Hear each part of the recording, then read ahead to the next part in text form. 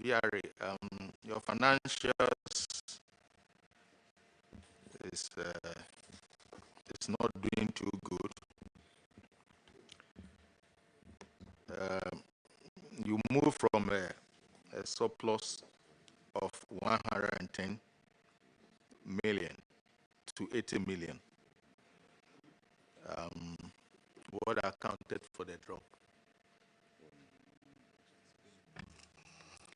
Mr. Chairman, it's largely due to two things.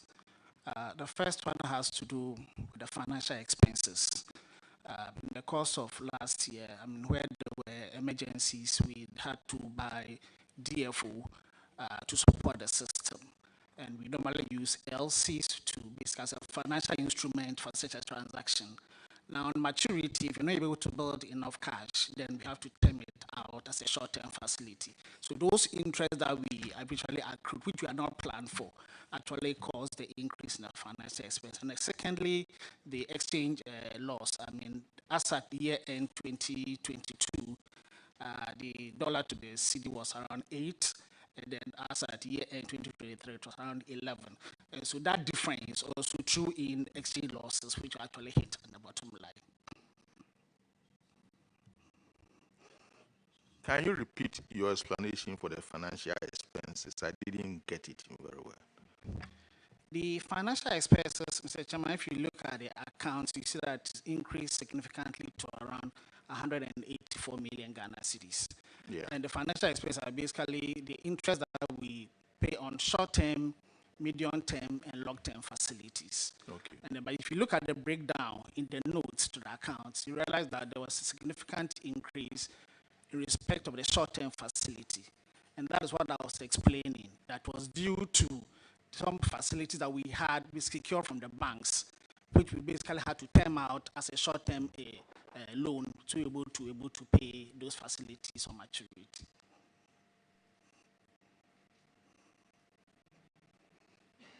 And so, for example, if I establish an LC of $20 million on maturity, if I'm not able to pay the 20 million, and I'm able to build up, let's say, 10 million, the extra 10 million would then be termed out as a short-term facility.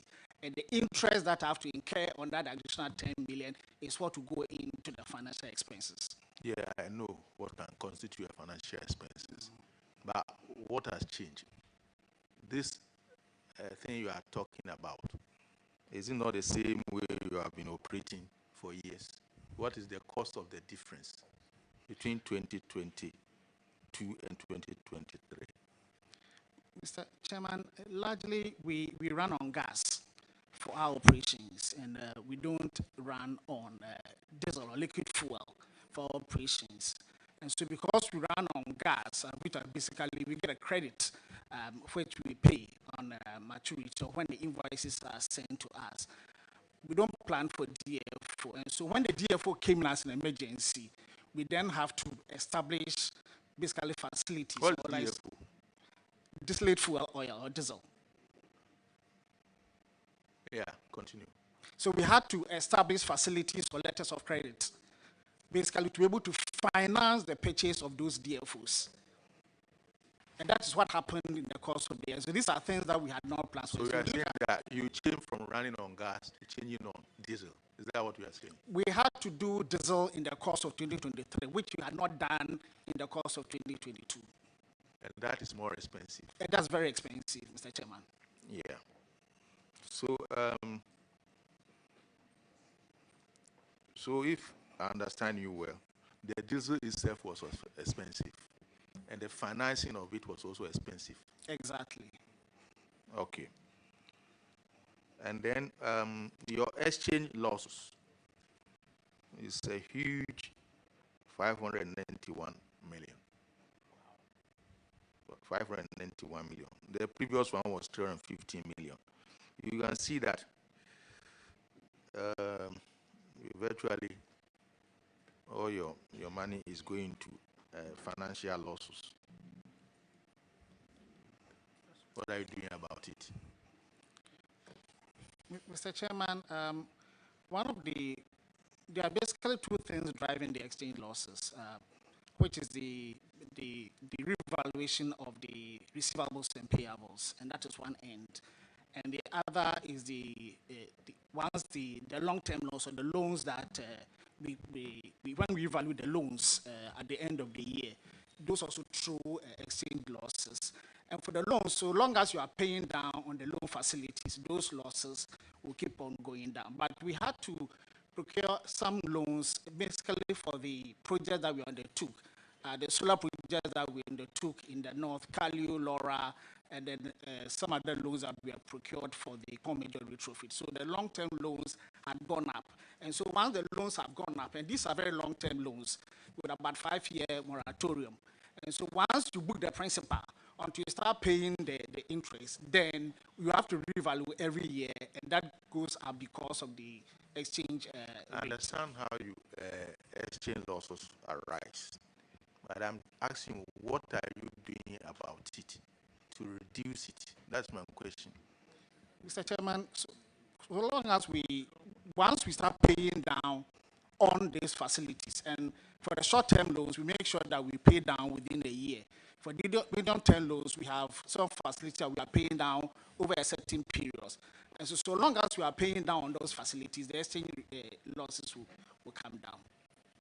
It is not when we are not paying down on those facilities that it will keep on going up. Okay, Chairman, I'm done.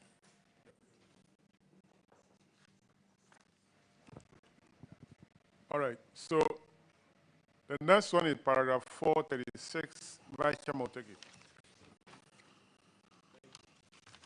Thank you very much, Mr. Chairman.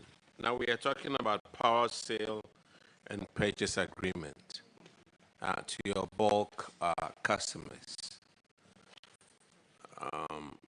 Brixworth, what is the status of the agreement? Mr. Chairman, my colleague, the Director Commercial, will handle that.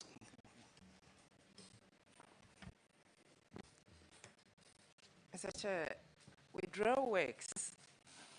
In the contract engagement process, the negotiation takes some time.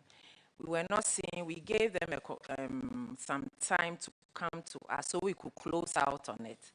The time elapsed as of July 31st, they did not come back to us.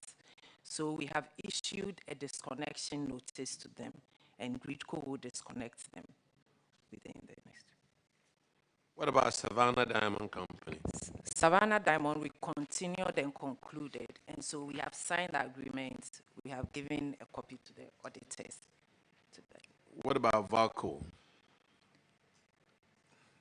The Valco negotiations have been a bit protracted because of the tariffing issue. Currently, there's a tariff that Valco pays, and I mean, going forward with the revamped Valco, the idea was to revise the tariff so that it comes in line with what maybe manufacturing companies are paying. That has been contextual. We are still on Valco, still engaging them. We have not concluded that one. How much longer on the agreement? We are looking at using our best efforts to conclude before the close of the year. Because the close of the day? Yeah. Okay, because when you tell us that we are working on it, sometimes it can take about 5, 10, 15 years. So by the end of the year, okay, auditors, please keep an eye on it. Hopefully by the end of the year, the agreement will be there. What about Owari Mines? I think we had a similar challenge with Owari Mines. So Owari showed some commitments at the time we were engaging. Owari is also not coming through to sign the agreement. So giving them up to. Honorable Chairman, agreement has been signed. Thank you.